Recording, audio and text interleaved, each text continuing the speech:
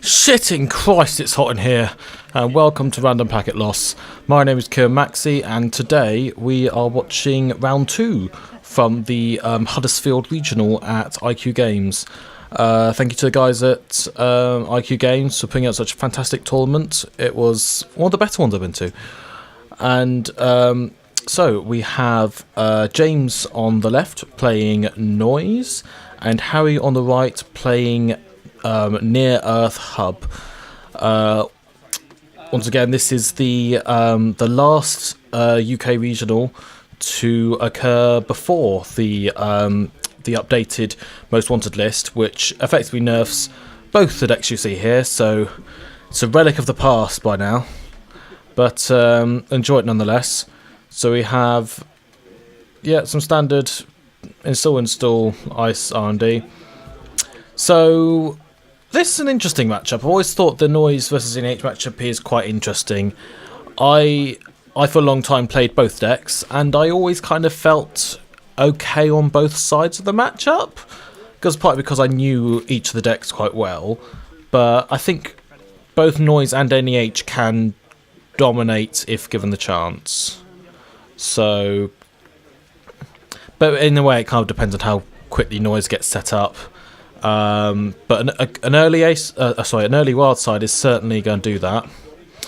But NEH isn't looking too bad either. We've got a Mumba Temple and a pad campaign down. So really, I think your Noise strategy here is get set up as quickly as you can, then check every single face down remote for Cyberdecks and keep a clock lock going, and just do your Noise thing of durdling till you win. I think that's just how you have to play the match. But you need to get set up quite quickly. Daily Cast's an interesting one out of Noise. I don't really like it in Noise just because it's a bit slow, and Noise just doesn't particularly want long-term econ, and I find it's so hard to be in a position where you have 3 credits to spend on a daily casts, when you're not already sorted for money with like ASOPs and all that. But nonetheless, it's econ. Ooh, Kuroda. So this is another interesting one. It's certainly a good choice against NEH because wraparound. Oh, but here's Archangel. That's just annoying, really. So it's going to bounce Wildside, which is incredibly frustrating for James because he's going to have to money up and install that again. So, but it's not devastating. Oh, well, I think that will that'll sweeten the deal, I think. I think James is hoping that Harry's not on a mid-seasons build, but it's unlikely, but not impossible. It's hard to tell with these NEH decks at times. I've been caught up before discarding my Plasticrete before realising that the NEH deck I'm playing against is actually a Scorch deck. But certainly nothing so far has suggested that it's not just a straight up spam deck.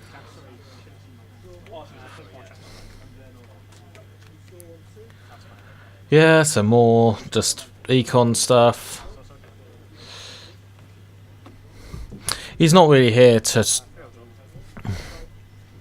He's not too fussed about any of the econ assets at this point. NEH has just won the econ war, and Noise just wants to trash the Cyberdecks suites primarily, but also any draw cards really. So that day business show is going to want to go as soon as James has enough economy to deal with it.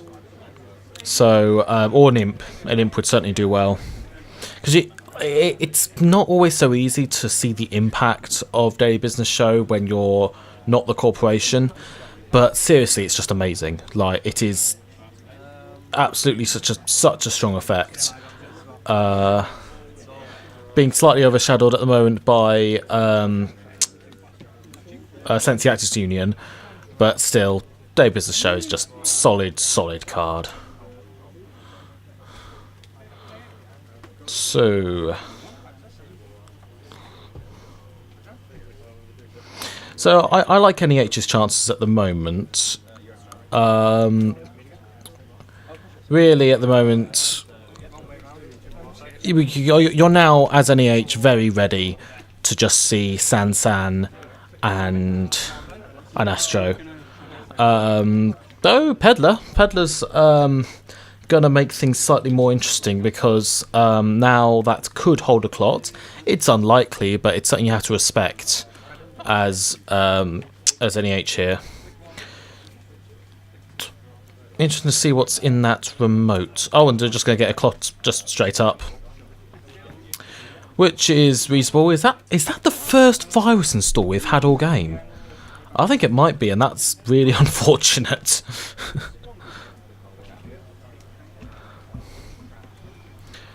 So, okay, so he's just going to res a Sansan. That may just be to use at the number credits. I'm not sure. Personally, I like to leave resing the Sansans until you need it, partly just because now James knows there's a Sansan there, and will, I imagine, be trying his level best to imp that as soon as possible.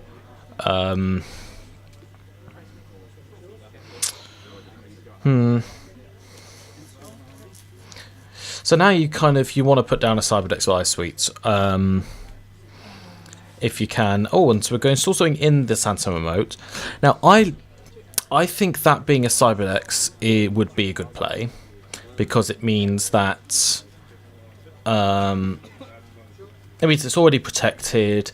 If he goes in there with an imp, you purge with the Cyberdex before he accesses.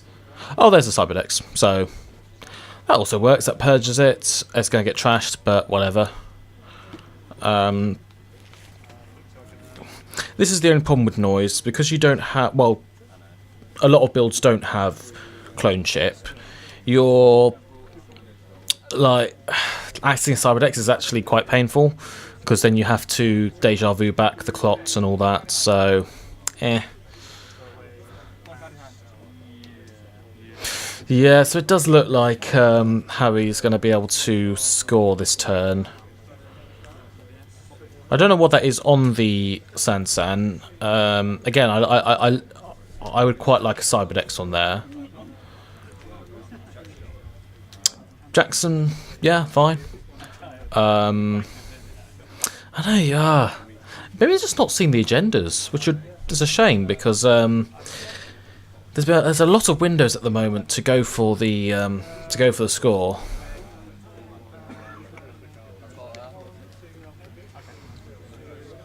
I mean, it's basically just giving James a lot of time to just set up what he needs to deal with everything. It's interesting. So we've got another iced remote now. So again, maybe he's icing up a Cyberdex. Again, I think that's a reasonable play. He... Don't know what that could be. I mean, he could be icing up an agenda, even. I mean, that would be ballsy.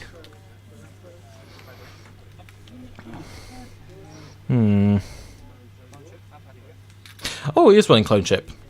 Okay, well that changes things a bit. That actually makes life a lot more difficult for Harry, because now he needs a Cyberdex on the table in order to score.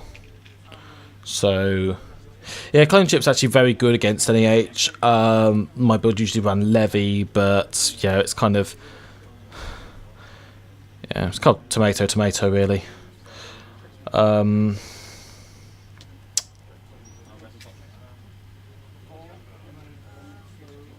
So yeah, Noise... I do like Noise's chances now, because kind of at this point as NEH, you really want to have scored an Astro. It's really unlucky, I think, for Harry that he just hasn't seen what he needs to score that Astro, because we're now in the position where Noise can just take over. But I think Harry's doing the right thing here. He's creating a remote of what is hopefully taxing ice, and then that's kind of forcing Noise to just constantly check it. And Noise is not built to make lots of runs, like lots of repeated runs. He's built to parasite things and just kind of sit back and run when he needs to.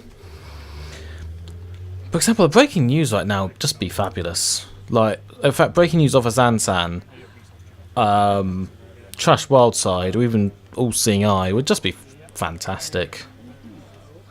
And you can just never advance that in that server. So it looks like what he's done here. Oh no! So he's installed something, then double advanced something and left it. So that could be a global food. I mean, he could be incredibly cheeky and be going for a beetle.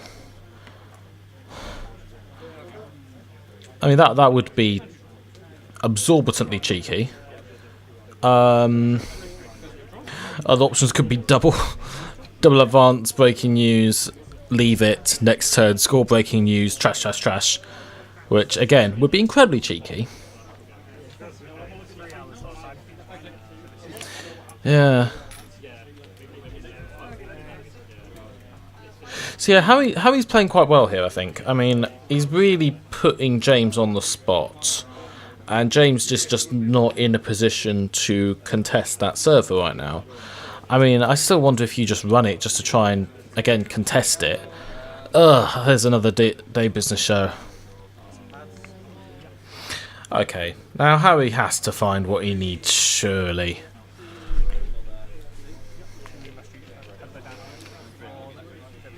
I want to know what that advanced remote is.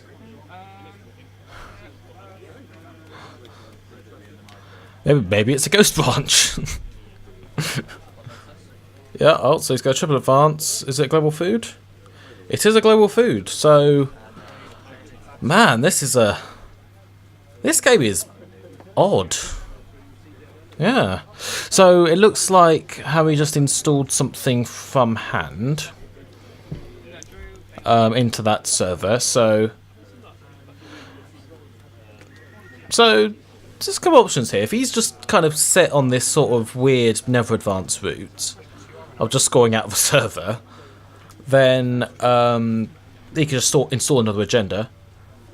Oh, Gutenberg. Or he could be installing a Cyberdex, which is also valid. Gutenberg's an interesting one. Now, so actually, it's quite possible that this... Now, I very much doubt it's a kill deck because team sponsorship. Don't know where you find that influence. But I think... I mean, I've seen some people just run it as just a taxing piece of ice and just let the meta be its own tag punishment, because Noise, for example, just cannot let his resources get trashed. He just can't do it. Speaking of resources, James has gone so long without an Aesops. That is just a bit tragic.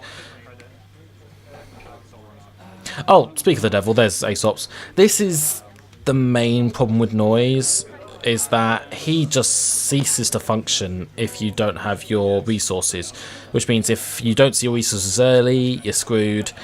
If you get all seeing eyed, it's basically game over. Like, oh, so yeah, Harry's being very aggressive with these agendas.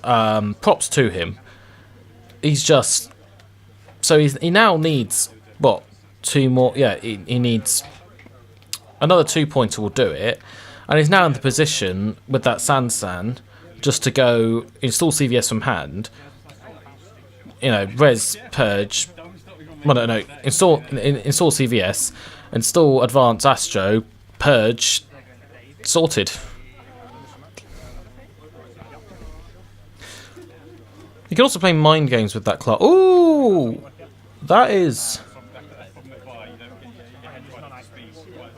So I think that's a Navi Mumbai grid, which means that during this run, James cannot use paid abilities on non-icebreaker programs, which, I mean, basically just means he can't use Peddler, but it also means he can't use Clone Chip. If he had a David, he wouldn't be able to use that, and here we have an Assassin. So this is a very interesting kind of version of the standard asset spam deck from Harry here. Yeah, it's... But I mean, James is going to pay the, what, 4 cards to break through. Oh, there's a little engine. That is a hard server to get into. Especially without David. Yeah, I don't see how you get through that. I don't see how you get in that server's noise.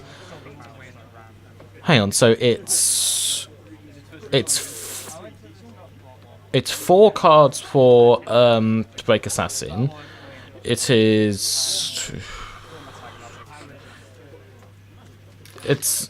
what, another 5 cards for the engine. So you're looking at 9 cards, and there we go. There's the Astro score. Fair